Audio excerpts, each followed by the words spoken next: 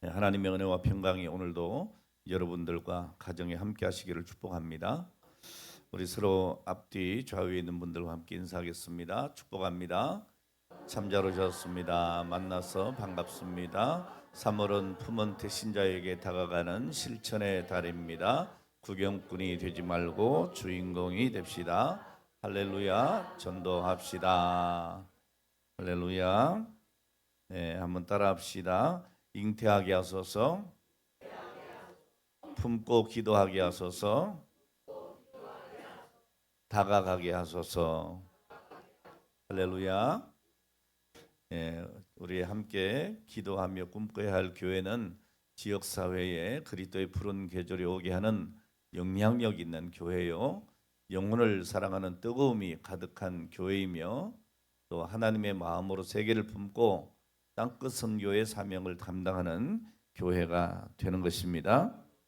믿음으로 이 증거를 나타내는 여러분이 다 되시기를 축복합니다. 오늘은 본문의 말씀으로 기도, 우리의 책임과 축복이라고 하는 제목으로 함께 말씀의 은혜를 나누기 원합니다. 오늘 본문 디모데전서 2장 1절로 4절 말씀을 보면 사도 바울은 우리에게 모든 사람을 위하여 간구와 기도와 도구와 감사하라고 번면을 하고 있습니다. 우리는 기도하되 네 가지 중요한 기도의 포인트를 놓치지 않고 기도해야 합니다. 오늘 여러분 기도할 때마다 이 네 가지 중요한 포인트를 기억하시면 좋겠습니다. 그 첫 번째 포인트가 뭔가 하면 간구하는 기도입니다. 따라합시다. 간구의 기도. 자, 이 간구의 기도는 필요와 고난 앞에서 하나님께 간절히 부르짖는 기도입니다. 이 간구의 기도는 단순한 어떤 요청을 넘어서 하나님의 주권과 그리고 언약 안에서 드려지는 신앙적인 의존의 표현이다, 이렇게 말씀드릴 수 있습니다.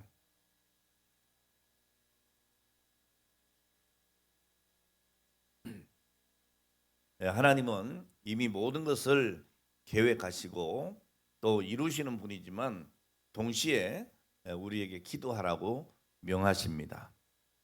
따라서 이 간구의 기도는 하나님의 뜻을 바꾸기 위한 어떤 수단이 아니고 하나님이 정하신 그 뜻을 우리가 이루어가는 오늘 그 과정 속에 참여하는 중요한 은혜의 통로이다라고 생각하시면 됩니다. 자, 그래서 이 간구하는 기도는 먼저 내 자신의 부족함과 연약함을 인정하는 데서 시작이 되는 겁니다. 인간은 스스로 모든 것을 해결할 수가 없는 존재인 것입니다.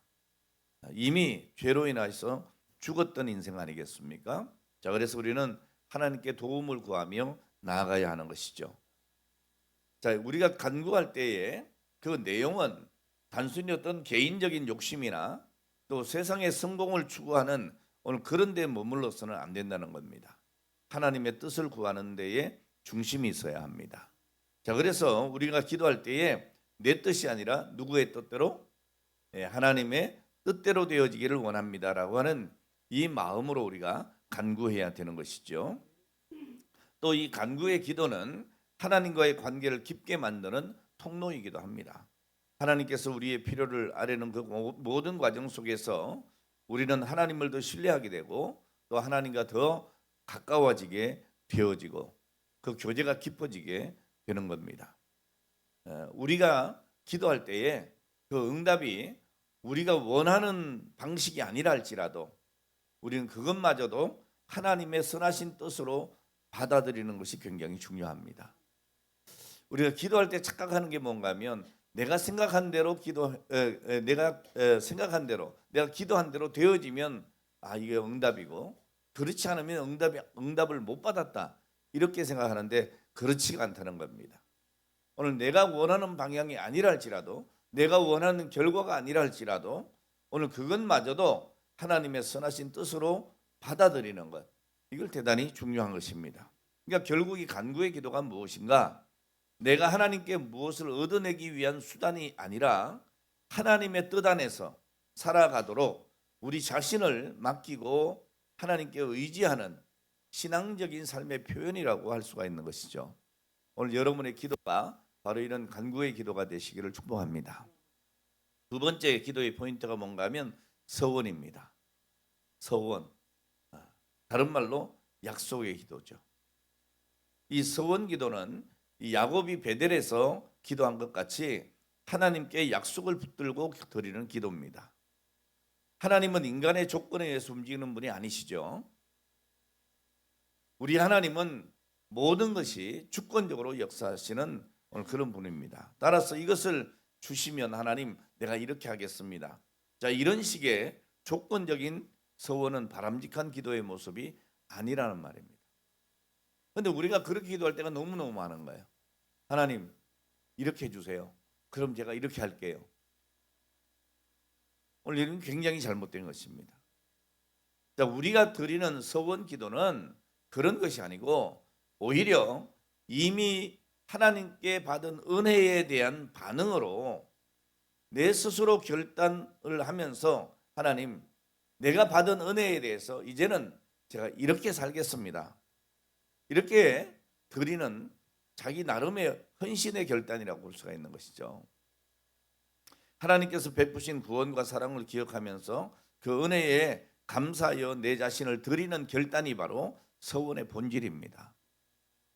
자, 이런 의미에서 서원은 기도라고 하기보다 어떤 의미에서는 나의 삶의 방향을 하나님께 맡기고 순종을 결단하는 어떤 신앙의 고백에 가까운 것입니다. 자, 그래서 우리 개혁주의 신앙에서 이 서원에 대한 중요한 원칙이 있습니다. 그 첫 번째가 뭔가 하면 서원은 반드시 하나님의 말씀에 어긋나지 않아야 된다는 거예요. 두 번째, 반드시 지킬 수 있는 내용이어야 된다는 겁니다. 그리고 세 번째, 한 번 서원한 것은 어떻게 해요? 책임 있게 지켜야 된다는 겁니다. 이게 성경에는 뭐라고 합니까? 해로울지라도 이렇게 얘기하고 있어요. 내가 하나님 앞에 약속한 것은 해로울지라도 지켜야만 한다. 자, 그러니까 서원은 함부로 할 수 있는 것도 아니고 조심해야 될 것이고 신중하게 해야 되는 것이죠. 자, 성경은 경솔한 서원을 경계합니다. 그리고 약속을 했으면 반드시 이행할 것을 강조하는 것입니다. 자, 결국 이 서원 기도는 하나님과 거래를 시도하는 것이 아니고 하나님의 은혜에 감격해서 내 자신을 드리는 헌신의 표현이고 그 약속을 삶으로 책임지려고 하는 신앙의 결단이라고 볼 수가 있는 겁니다. 자, 세 번째 기도의 포인트가 뭔가 하면 도고의 기도입니다. 도고의 기도가 뭐죠? 우리는 흔히 뭐라고 해요? 중보기도 이렇게 얘기합니다. 그러니까 타인을 위한 기도입니다. 그러니까 모든 기도가 하나님의 주권 아래서 이루어지듯이 이 중보기도 역시도 하나님의 계획 속에서 사용되는 은혜의 방편이죠. 특별히 중요한 것은 우리의 중보기도가 궁극적인 중보자이신 예수 그리스도의 사역에 근거한다고 하는 오늘 그런 점입니다. 오늘 여러분들이나 저나 중보자가 될 수 있나요? 없죠. 여러분 세상 내 유일한 중보자는 예수 그리스도십니다. 그러니까 예수께서 하나님과 인간 사이에 완전한 중보자가 되시기 때문에 우리는 그분 안에서 담대하게 하나님께 나아가고 그리고 다른 사람을 위해서 기도하게 되는 것이죠. 따라서 우리의 중보기도는 어떤 독립적인 그런 힘을 가진 행위가 아닙니다. 그리스도의 중보 사역에 참여하게 되는 것이죠. 세상에서 여러분 인간을 위해서 중보하러 오신 이는 오직 한 분 누구시라고요? 예수 그리스도밖에는 없기 때문입니다. 자, 그리고 중보 기도는 교회의 중요한 사명과도 연결이 됩니다. 무슨 말입니까? 여러분 성도는 서로를 위해서 기도해야 하는 겁니다. 여러분 나를 위한 기도 누구나 다 하잖아요. 그것으로 그쳐서는 안 된다는 거죠. 서로를 위하여 기도하고 더 나아가서 모든 사람을 위하여 기도해야 됩니다. 나라와 지도자 그리고 교회 그리고 아직 하나님을 알지 못하는 모든 이들까지 모든 대상을 위해서 기도해야 되는 것이죠. 우리가 지금 태신자를 잉태하고 오늘 그들을 가슴에 품고 오늘 기도하는 것은 그런 것입니다. 이 중보 기도는 태도가 역시 대단히 중요합니다. 우리가 누군가를 위해서 기도할 때에 어떻게 해요? 겸손한 마음으로 해야 돼요. 겸손한 마음으로. 그리고 하나님의 뜻을 신뢰하면서 기도해야 되는 것이죠. 우리가 기도하면서 잘못된 태도가 뭔지 압니까? 기도의 응답의 방식이나 시기를 내가 정한다는 거예요. 그게 아닙니다, 여러분. 이 응답의 방식과 시기는 하나님께 맡겨야 되는 것이죠. 그리고 끝까지 사랑으로 다른 사람을 품고 기도하는 것이 바른 자세인 겁니다. 우리가 VIP 초청주의를 정해놓고 그때까지 우리가 잉태한 태신자를 가슴에 품고 기도하니 그때 모든 열매가 딱 맺어지면 너무나 좋겠죠. 그건 우리의 바람이잖아요. 그럼 우리 하나님은 언제요? 그 이전에도 그들의 마음을 감동시켜서 교회로 출석할 수 있고 예수 영접할 수도 있겠죠. 때로는 여러분 그 이후에라도 하나님께서 돌이키실 수가 있겠죠. 중요한 건 뭐겠어요, 여러분? 끝까지 기도하는 거죠. 오늘 하나님께서 원하시는 그 시기, 오늘 그 방법, 그 응답의 시간까지 우리는 끝까지 기도하는 겁니다. 자, 그러니까 이 중보 기도를 하는 것은 그리스도의 중보 사역에 근거하는 것이고 하나님의 뜻 안에서 다른 사람을 위해서 간구하되 오늘 우리는 하나님의 응답과 오늘 그 시기는 맡겨드리고 하나님께 그리고 우리는 섬기는 사랑의 기도로 겸손하게 언제까지? 끝까지 기도해야 되는 것이죠. 자, 네 번째 기도의 포인트가 뭐냐? 감사입니다. 감사. 이런 모든 기도는 감사해야 됩니다. 감사로 시작하는 거예요. 여러분 감사의 기도는 무엇보다도 구원받은 은혜에 대한 반응이에요. 그러니까 우리는 아무 공로 없이 죄사함 받고 하나님의 자녀가 된 것 아니에요? 여러분 이것 이외에 우리가 다른 건 뭘 생각해요? 어떤 일이 있다 할지라도 여러분 이것보다 큰 은혜는 없어요. 자, 그러니까 현재의 어떤 상황 속에서도 하나님을 신뢰해야 되는 것이죠. 억만 죄악 가운데 나를 구원해 주신 하나님, 하나님의 자녀 삼아 주신 하나님, 그리고 끝까지 나를 버리지 아니하시는 하나님, 오늘 그 하나님을 신뢰하는 겁니다. 자, 그래서 성경은 우리에게 뭐라고 말씀합니까? 범사에 감사라는 거예요. 모든 상황 속에서 하나님께 감사할 것을 권면하고 있는 것입니다. 자, 그러니까 이 감사의 기도는 단순한 선택이 아닙니다. 반드시 드려야 할 우리 성도들의 의무이고 특권인 것이죠. 감사는 하나님께 영광을 돌리는 가장 기본적인 방식이고 또 동시에 우리의 믿음을 더 견고하게 만드는 통로입니다. 오늘 여러분 기도하되 감사하시기를 바랍니다. 이 감사의 기도는 다른 기도와 마찬가지로 하나님의 주권과 은혜를 인정하는 거예요. 그리고 어떤 상황 속에서도 하나님을 신뢰하고 영광을 돌리는 신앙 고백적인 기도라고 할 수가 있습니다. 여러분 지금 이 나라와 이 세계가 어수선합니다.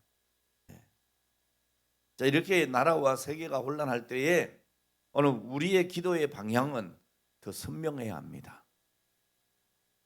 세상이 혼탁하고 어지러울수록 우리의 기도는 더 분명해야 되는 거예요. 여러분 사도 바울은 디모데에게 목회 지침을 주면서 가장 먼저 강조한 것이 뭔가? 기도하라입니다. 기도하라. 흔히 그러잖아요. 누군가가 목회자를 찾아오면 목사님들이 대체로 뭐라고 얘기해요? 기도하세요. 기도하세요. 이건 여러분 무책임한 이야기가 아닌 거예요. 가장 기본을 얘기하는 거죠. 기본 기도하셔야 합니다. 기도하세요. 이게 여러분 막연하게 들릴지 모르지만 가장 분명한 겁니다, 여러분. 기도하면 됩니다.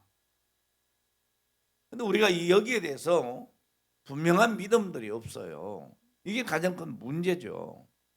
오늘 여기에 바울 사도는 기도하라고 합니다. 그러므로 내가 첫째로 권하노니 그랬어요. 첫째로 권하노니. 이 첫째로 하는 말은 단순한 순서가 아닙니다, 여러분. 가장 중요하다, 가장 우선이다, 그런 뜻이에요. 그러니까 교회가 가장 먼저 해야 될 일, 성도가 가장 먼저 붙들어야 할 것이 뭐냐? 기도라는 거예요. 우리 교회는 이런 일을 해. 그보다 더 중요한 게 뭐냐 하면 기도하는 것입니다. 그러니까 기도는 선택이 아니고 책임이에요. 동시에 하나님께서 우리에게 주신 가장 큰 축복의 통로인 것을 믿으시기 바랍니다. 자, 오늘 말씀을 통해서 우리가 어떤 기도를 드려야 하는지, 여러 가지 기도가 있겠지만 오늘은 3가지 기도 제목을 여러분들에게 드릴까 합니다. 오늘 여러분 말씀 받기 전에 한번 따라 하시면 좋겠어요. 따라 합시다. 주님, 말씀 가운데 우리의 심령을 열어주소서. 아멘. 주님, 말씀 가운데 우리의 심령을 열어주소서. 자, 그러면 우리가 무엇을 위하여 먼저 기도할 것인가? 오늘 본문의 말씀을 중심으로 생각할 때에 나라와 지도자를 위해서 기도해야 합니다. 목사님, 내 기도할 것도 많은데 무슨 나라를 위해 기도합니까? 오늘 여러분, 이것이 여러분을 위한 기도예요. 나라가 평안해야 여러분도 평안한 거예요.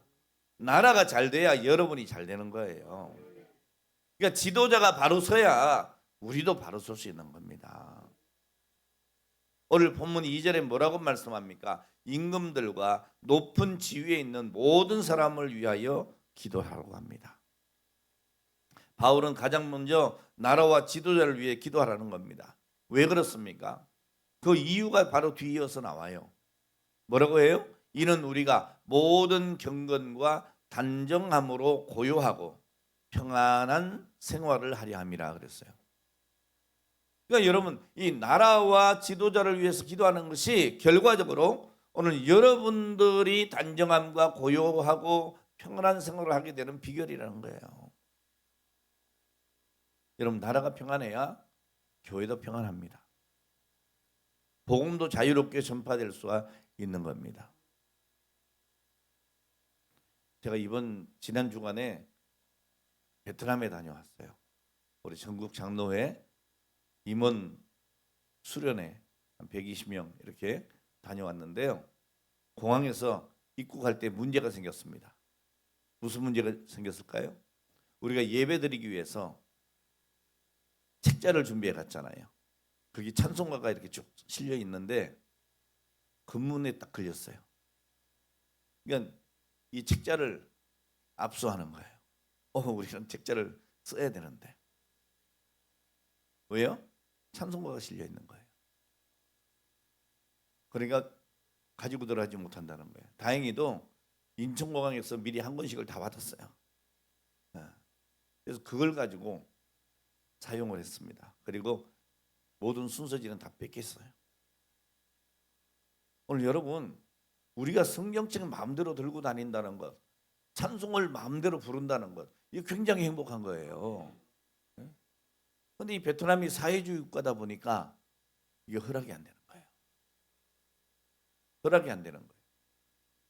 지난번에 이제 중국에 우리 진경총회장단들하고 이렇게 모시고 제가 또 갔었는데 그때는 예배 자체를 못 드리게 하더라고요. 중국에서. 어떻게 했겠어요? 007 작전을 한 거지. 그 호텔에서 가장 으슥한 데로 사람들이 잘 못 찾는 공간을 찾아가서 거기에서 가이드들이 군데군데 미리 서가지고 공안이 오나 안 오나 지키고 우린 예배를 드린 거예요. 예배도 여러분 마음대로 드릴 수가 없는 거예요. 여러분 예배를 드린다고 그냥 막 드릴 수 있는 게 아니라니까요. 그러니까 여러분 이 나라를 위해서 기도해야 됩니다. 지금 뭐 이상한 법안들이 많이 좀 올라오고 있잖아요. 예? 종교단체 뭐 폐지법, 해산법 뭐 이런 게 지금 올라오고 있어요. 예? 이거 말이 좀 됩니까 안 됩니까? 어떻게 정부가 종교를 해산합니까? 종교단체를, 교회를 해산할 수 있습니까? 우리 교회뿐 아니고 다른 종교들도 다 마찬가지예요. 그리고 거기 법안에 보면 정말 얼토당토하는 얘기가 또 하나 있어요. 해산을 할 때 그 종교단체의 모든 재산은 국가로 귀속한다예요. 이런 게 어디 있어요? 해산을 하더라도 예를 들어서 우리 교회가 이러저러 해서 해산을 한다고 치자고요. 그러면 해산할 때 그 교회의 재산은 어떻게 해야 되는 거죠? 교회 구성원들인 성도들에게 돌려줘야 되는 거예요. 근데 이게 국가로 귀속한다. 이건 말이 아니죠. 자, 어쨌든 뭐 여러분 나라가 평안해야 된다고 하는 얘기를 하는 거예요. 여러분 기도해야 합니다. 나라가 평안해야 교회도 평안하고 복음도 자유롭게 전파될 수 있기 때문입니다.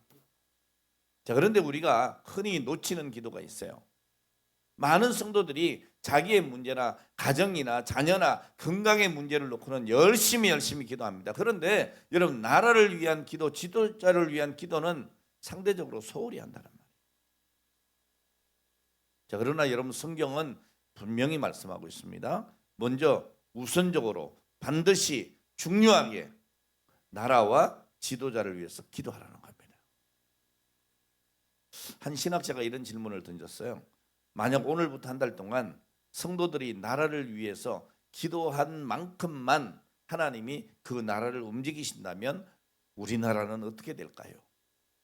어떻습니까? 여러분에게 이 질문을 던졌다면 어떻습니까? 우리나라가 잘 될까요? 못 될까요? 우리 임 장로님은 기도를 하시는구나. 임 장로님 때문에 여러분 사는 줄 아세요? 응? 기도해야 된다 그 말이에요. 이런 자세는 굉장히 중요해요. 제가 여러분 중학교 다닐 때 저희 집에서 학교까지 등교를 할 때 버스를 타고 1시간을 갔어요. 버스를 제가 딱 타면 제가 그때 신앙이 굉장히 좋았거든요. 인정 좀 하세요. 아멘하고. 신앙이 굉장히 좋았다니까. 버스를 딱 타면요, 제가 어깨 힘이 빡 들어가서 뽕이 이렇게 딱 들어갔어요. 왜 그런지 아세요? 내가 기도하거든요. 이렇게. 하나님, 오늘 저로 인하여 이 버스가 안전하게 하시고 이 버스에 탄 모든 승객들의 안전도 지켜주세요. 그리고 기도 딱 하고 눈을 딱 돌려가지고요, 사람들 한번 싹 쳐다보는 거예요. 그 마음속에 어떤 생각이 있었는지 아세요? 당신들 다 나 때문에 사는 줄 알아. 이게 영적인 자부심이에요. 교만이 아니에요. 하나님께서 나를 돌봐주신다 하고 하는 오늘 그런 신뢰예요. 그러니까 나를 도우시려면 어떻게 해야 되겠어요? 이 버스에 탄 모든 사람들이 다 안전할 거 아니에요. 오늘 여러분 나라를 위해 기도하셔야 합니다. 여러분의 기도가 오늘 여러분 우리 모든 군대보다 강하다는 것을 여러분 기억하셔야 합니다. 오늘 여러분 우리가 매일 뉴스는 보지만 기도는 거의 하지 않습니다. 정치에 대해서 말은 하지만 그리고 지도자를 비판은 하지만 나를 위해서 지도자를 위해서 무릎 꿇는 시간이 적다면 이건 여러분 우리의 문제죠. 오늘 여러분 우리는 비평가가 아닙니다. 먼저 기도하는 사람이 되어야 합니다. 기도하지 않는 비판은 영적인 책임 회피예요. 하나님은 우리에게 나라를 맡기신 것이 아니라 이 나라를 위해서 기도할 책임을 주신 거예요. 오늘 사랑하는 여러분, 우리는 정치적인 입장을 떠나서 기도해야 합니다. 나라를 위해서 기도해야 합니다. 싫으나 좋으나 뭐 관심이 있거나 없거나 여러분 대통령을 위해서 각처에 일하는 지도자들, 공무원들을 위해서 여러분 기도해야 합니다.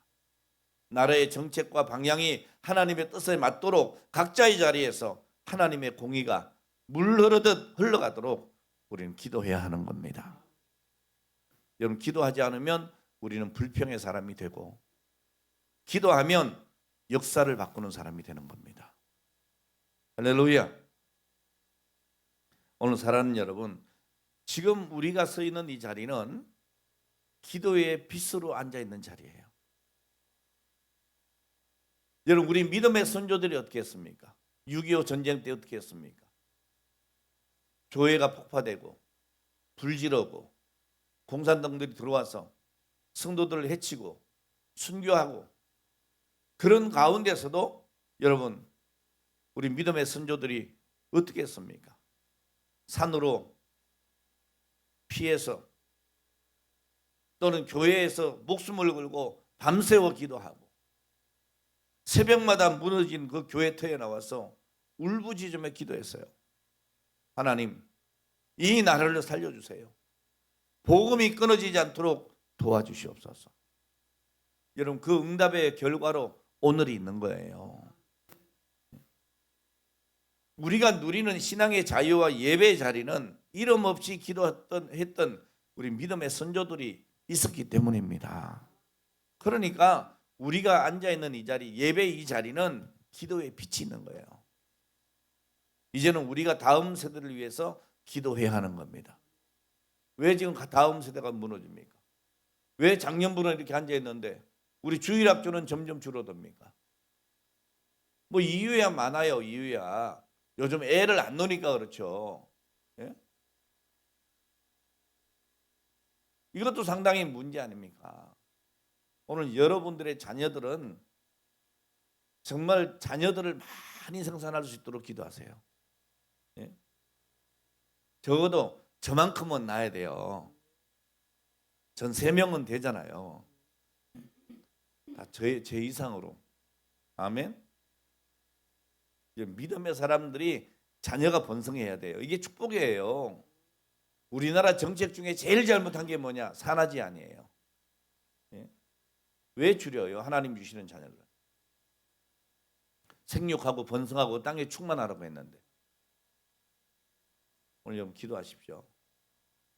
요즘 여러분 걱정이 뭐예요? 자녀들이 결혼을 안 하려고 한다는 거예요. 이런저런 이유들이 많은데 너무 세속적인 거예요. 뭐 아이를 낳으면 교육비가 얼마가 들어가고 양육하는데 돈이 얼마나, 다 모든 게 돈이야. 아니에요, 여러분. 우리가 너무나 잘 알잖아요. 낳아놓으면 자기가 스스로 커요. 착각하면 안 돼요. 여기 우리 젊은 우리 여기 청년들이나 젊은 엄마 아빠들, 예? 낳아놓으면 애들이 스스로 큰다니까. 그리고 이 아이들이요, 기쁨이 돼요. 그냥 보기만 해도 힘이 나고 기쁨이라니까. 몰라서 그런 거예요. 몰라서. 예? 뭐 조금 빗나가긴 했어요. 어쨌든 여러분, 우리가 다음 세대를 위해서 우리도 기도해야 된다. 이제 우리 차례다 그 말이에요. 예? 오늘 여러분, 우리 사회를 보면 정치적인 갈등이나 세대 간의 갈등이 있습니다. 이념의 충돌이 더 심화되고 있습니다. 서로 이해하기보다는 비난하고 나뉘어지는 모습이 더 많습니다. 그래서 제가 교회 안에서 뭐 하지 말라? 정치 얘기하지 마라. 무슨 당이다 무슨 당이다 이거 하지 마라. 우파다 좌파다 이런 거 하지 말고, 우린 예수파다. 우리는 하나님파다. 아멘. 왜 교회까지 와가지고 어지럽게 합니까?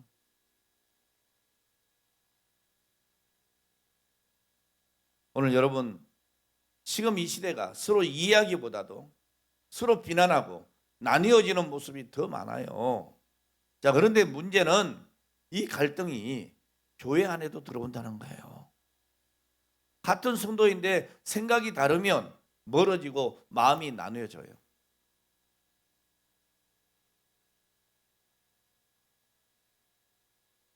여러분, 설교를 들을 때요, 저건 보수적인 성향의 설교다, 진보적인 성향의 설교다, 이렇게 들으시면 안 돼요.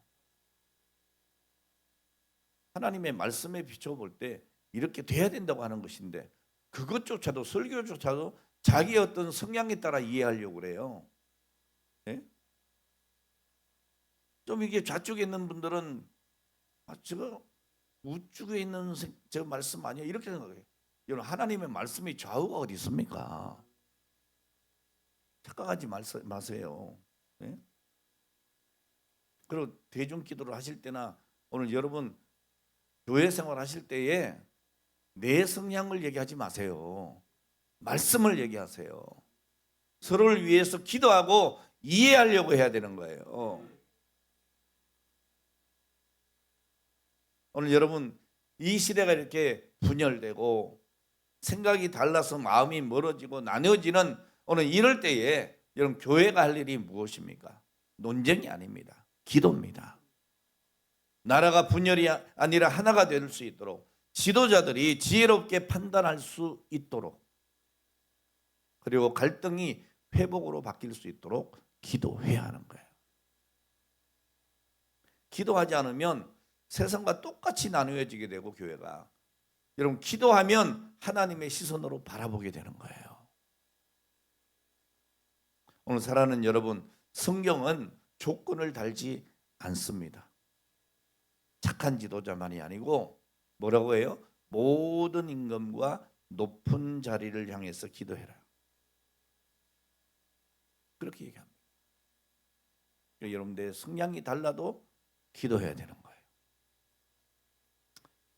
뭐 인간적인 지도자들이 다 그렇고 그렇지 뭐 그렇잖아요. 뭐 잘난 사람도 얼마나 잘났고 못나서 얼마나 잘났겠어요. 잘못 났겠어요. 저는 이렇게 정치인들 이렇게 보면 야당일 때는 막 반대하다가 여당이 되면 또 막 반대했던 걸 찬성하고 여당일 때 막 주장했다가 야당이 되면 또 그걸 막 반대하고 똑같은 건데 그런 게 너무 많잖아요. 다 부족한 사람들이니 우리가 어떻게 해요? 하나님께 맡기고 기도해야 된다 그 말이에요. 따지지도 말고 기도하세요. 할렐루야. 오늘 여러분 나라를 위한 기도는 선택이 아니라 우리가 해야 할 영적 책임입니다.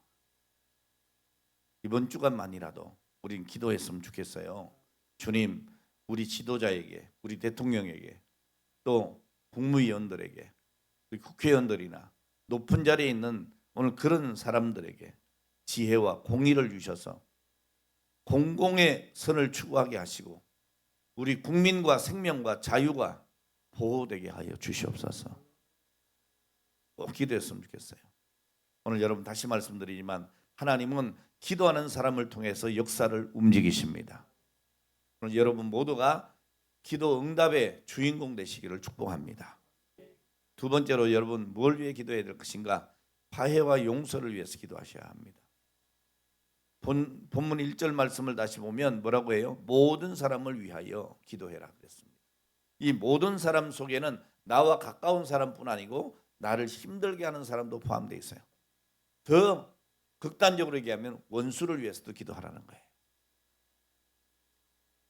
오늘 여러분 기도는 나만을 위한 것이 아니라 모든 관계를 회복하는 통로입니다. 그러니까 갈등과 상처는 기도가 끊어질 때 더 깊어지는 거예요.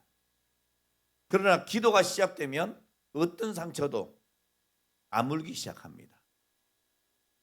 오늘 여러분 기도를 시작하면 먼저 내가 치료받습니다. 내 마음이 바뀌어요. 한 성도가 교회 안에서 엄청 큰 상처를 받았나 봐요. 마음에 막 분노가 쌓입니다. 그 사람을 보면 견딜 수가 없어요. 저 인간이 또 왔네 막. 누구나 다 교회에 올 수 있는 거예요, 여러분.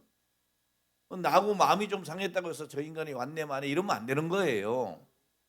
그런데 여러분 마음이 상하고 나면 그래요, 안 그래요? 그래요.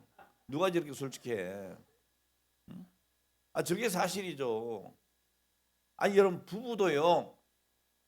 그렇게 한 입을 듣고 자다가도 한번 싸우고 나면 어때요? 탁 돌립니다.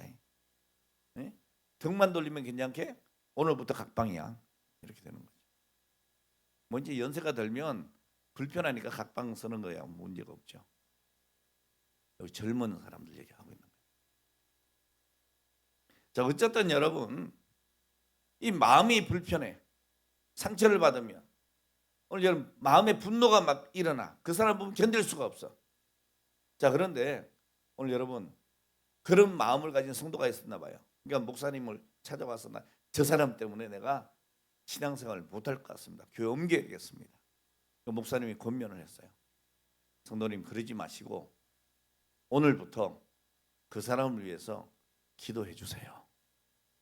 오히려 축복하며 한번 기도해 보세요.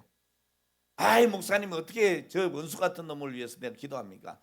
그래도 한번 기도해 보시고 안 되면 그때 다시 얘기합시다. 일단은 억지로라도 어떻게 해라? 축복하며 기도하세요. 그래서 이 사람이 목사님의 권면을 듣고 억지로라도 기도하기 시작했어요. 정말 좋은 분이에요, 여러분. 좀 목사 말을 좀 들으세요. 그냥 고집 부리고 그냥 휙 하고 가고 그러지 말고 좀. 이 동네는 그런 분이 없지만 저쪽 동네에 많이 있다 그러더라고. 자, 이분이 하나님 저 사람 축복해 주세요. 처음에는 입이 이게 떨어지지 않는 거예요. 근데 목사님 말씀대로 억지로 막 기도했어요. 기도하다 보니까 놀라운 변화가 일어난 거예요. 상대가 변한 것이 아니라 자기가 변한 거예요. 자기 마음이 녹기 시작한 거예요. 결국에 관계가 회복되고 그 성도가 고백한 게 뭔지 압니까? 기도하지 않았으면 평생 미워했을 거다. 여러분 누군가를 평생 미워하는 것보다도 자기를 괴롭히는 게 없어요. 그렇죠? 누구 미워보세요. 누가 상처받아요? 내가 받는 거예요. 네? 오늘 여러분 기도는 상대를 바꾸기 전에 나를 변화시킵니다. 미움에서 사랑으로, 분노에서 용서로, 갈등에서 화해로 나를 변화시키는 거예요.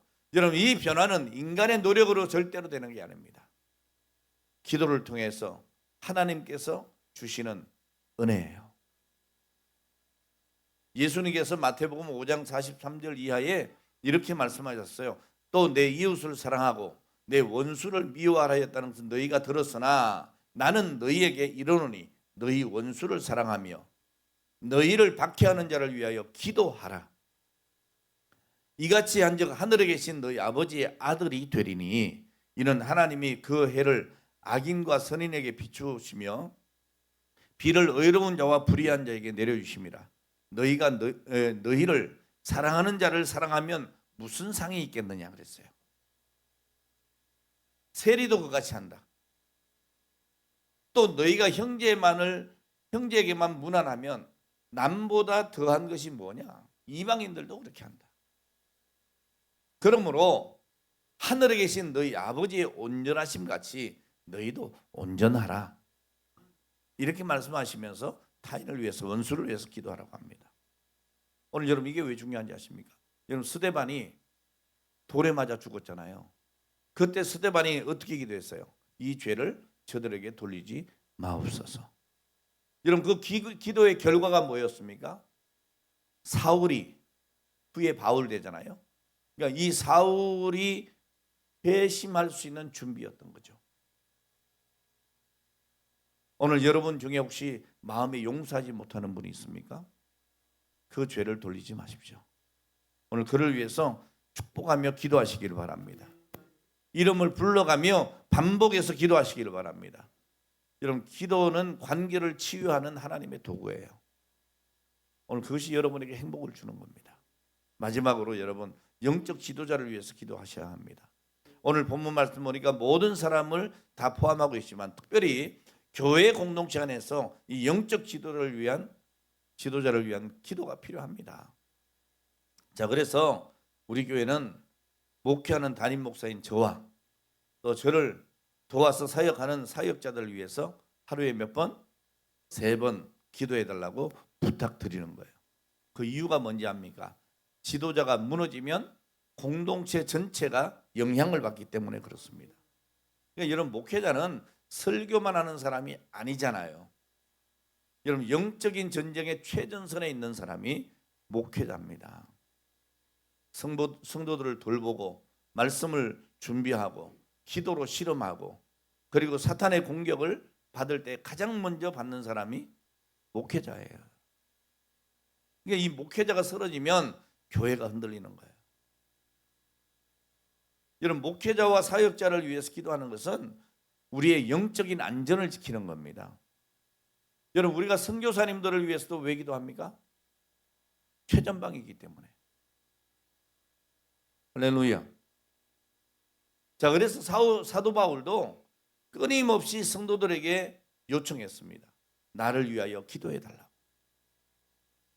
에베소서 6장 19절 이하의 말씀 보면 또 나를 위하여 간구할 것은 내게 말씀을 주사 나로 입을 열어 복음의 비밀을 담대히 알리게 하옵소서 할 것이니 이 일을 위하여 내가 쇠사슬에 매인 사신이 된 것은 나로 이 일에 당연히 할 말을 담대히 하려 합니다. 그랬어요. 사도 바울은 말씀을 전하다가 이런 옥에 갇힌 겁니다. 사슬에 매인 바 된 거예요. 그때에 성도들에게 요청한 것이 뭐냐? 뭐 나에게 사식을 넣어줘, 그런 거 아니었어요. 나 이거 좀 빨리 빼내게 변호사 좋은 사람 사가지고 좀 변호를 잘해, 그거 아니었어요. 기도해 달라고 했어요. 나를 위하여 기도해 달라. 골로새서 4장 3절에도 동일합니다. 또한 우리를 위하여 나를 위하여 기도하되 하나님이 전도할 문을 우리에게 열어주사 그리스도의 비밀을 말하게 하시기를 구해 달라고 했어요. 오늘 여러분, 목회자를 위해서 왜 반드시 기도해야 합니까? 여러분, 영적 지도자를 위한 기도는 단지 그 개인을 위한 기도가 아니고 그를 통해서 교회의 영적 생명이 유지되고 복음이 전파되기 때문입니다. 여러분, 우리 교회의 가장 중요한 사역이 뭐예요? 기도 사역입니다. 기도 사역. 할렐루야. 기도해야 됩니다. 우리가 표면적으로 나타난 것은 선교이지만, 그렇죠? 이 선교가 여기까지 올 수 있었던 것은 뭐예요? 여러분의 기도라고요. 여러분이 저를 지지해주고 선교 사역에 오늘 여러분이 기도해주고 힘이 되어주기 때문에 이 사역에 힘을 잃지 않고 계속해서 선교 사역을 할 수가 있는 것이고 그 결과가 있는 것이죠. 어느 교회에서 큰 부흥이 일어났어요. 사람들이 그 이유를 물었어요. 그때 목사님이 뭐라고 하는지 압니까? 이렇게 얘기했어요. 제가 잘하는 얘기예요. 이게 내 얘기 같아. 제가 잘해서가 아닙니다. 뒤에서 눈물로 기도해주는 성도들이 있기 때문입니다. 아멘이죠. 여러분, 교회에는 목회자를 위해서 매일 기도하는 중보팀이 있어야 돼요. 그런데 우리는 모든 성도들이 그렇게 되기를 원해요. 하루에 3번씩 여러분 기도해 달라는 거예요. 여러분, 하루에 3끼 드시죠? 요즘 한 끼만 먹는 사람이 있어요? 간식 먹잖아. 또 간식까지 다 치면 3번은 먹잖아. 그러니까 그럴 때 그냥 입으로 들어가는 건 그건 처먹는 거예요. 잡수세요. 근데 그 잡수시기 전에 기도해야 잡수는 게 되는 거예요. 그 기도할 때, 식기도할 때, 주신 간식을 위해 기도할 때 간단히 기도해 주시면 돼요. 우리 목사님 지켜주세요. 건강 지켜주세요. 사역에 힘이 떨어지지 않도록 돕는 손길을 주세요. 사랑을 붙여주세요. 또 사역을 감당할 물질도 주세요. 지혜도 주세요. 뭐 이렇게 해도 1분도 안 걸려. 기도해 주시기 바랍니다. 오늘 여러분, 우리 교회가 이렇게 묵묵히 기도하는 여러분들이 있기 때문에 오늘 우리 교회가 있는 것이고 그 놀라운 사역들이 열매 맺게 되는 것입니다. 오늘 기도하는 성도 여러분 참 잘하셨습니다. 별 5개 찍어주고 싶습니다. 하나님의 놀라운 은혜와 돌보심이 기도하는 여러분들 개인과 가정과 앞날에 하나님의 은혜가 충만하시기를 바랍니다. 이제 다시 한번 부탁드립니다. 목회자와 사역자를 위해서 구체적인 필요를 주시기 바랍니다. 오늘 여러분 꼭 기도하셔야 됩니다. 중요한 원리가 있어요. 여러분 꼭 기억해야 될 겁니다. 목회자를 비판하는 교회는 약해집니다. 그러나 그를 위해 기도하는 교회는 강해집니다. 오늘 여러분 우리 교회가 강해지는 교회가 되기를 원합니다. 기도는 보호막이 되고 은혜의 통로가 되기 때문입니다. 오늘 여러분 저를 위해서 또 우리 사역자들 위해서, 우리 선교사님들을 위해서 기도하고 계십니까? 오늘 여러분 말씀의 능력을 위해서, 영적인 보호를 위해서, 지혜와 분별력을 위해서, 그리고 여러 가지 필요를 위해서 기도해 주시기 바랍니다. 교회는 기도로 세워지고 기도로 유지되는 겁니다. 오늘 말씀을 마칩니다. 여러분, 기도는 우리의 책임이고 최고의 축복입니다. 오늘 본문 3절과 4절 말씀입니다. 이것이 우리 구주 하나님 앞에 선하고 받으실 만한 것이니 하나님은 모든 사람이 구원을 받으며 진리를 아는 데에 이르기를 원하시느니라. 오늘 여러분, 기도는 하나님이 기뻐하시는 일입니다. 그리고 기도는 하나님의 뜻을 이루는 통로입니다. 오늘 우리는 이 말씀을 통해 세 가지 말씀을 나눴습니다. 먼저 나라와 지도자를 위해서 기도해야 합니다. 두 번째, 화해와 용서를 위해서 기도해야 합니다. 세 번째로 영적인 지도자를 위해서 기도하셔야 합니다. 오늘 사랑하는 여러분, 기도는 선택이 아닙니다. 반드시 해야 되는 책임입니다. 그리고 우리 성도들만이 누릴 수 있는 특권입니다. 여러분, 기도하는 사람은 하나님의 일을 경험할 수 있습니다. 어떤 연세 많으신 성도님이 그런 고백을 했답니다. 내가 젊었을 때는 일로 하나님을 섬겼고 지금은 기도로 하나님을 섬깁니다. 그런데 이제 보니 기도가 가장 큰 사역이었습니다. 오늘 여러분, 오늘부터 다시 여러분 기도의 골방을 만드시고 기도의 자리를 기뻐하며 나오시기를 바랍니다. 나라를 위해서, 사람을 위해서, 교회를 위해서 여러분 기도하시기를 바랍니다. 그때 하나님께서 오늘 여러분의 삶과 여러분의 가정과 우리 교회와 나라 가운데 놀라운 은혜를 부어주실 것입니다. 우리가 기도할 때 하나님은 그 기도를 통해 역사를 이루십니다. 오늘부터 오늘 여러분의 삶의 기도 리스트가 하나님의 뜻에 반영해서 넓어지게 되기를 축복합니다. 나만 위해 기도하던 것이 내 가정을 위해서, 자녀를 위해서, 더 나아가서 내 이웃을 위해서, 더 나아가서 나라와 민족을 위해서, 더 나아가서 세계 열방을 위해서. 오늘 여러분 이렇게 기도의 리스트가 하나님의 뜻을 반영하고 넓어지기를 소망하며 축복합니다. 기도하겠습니다.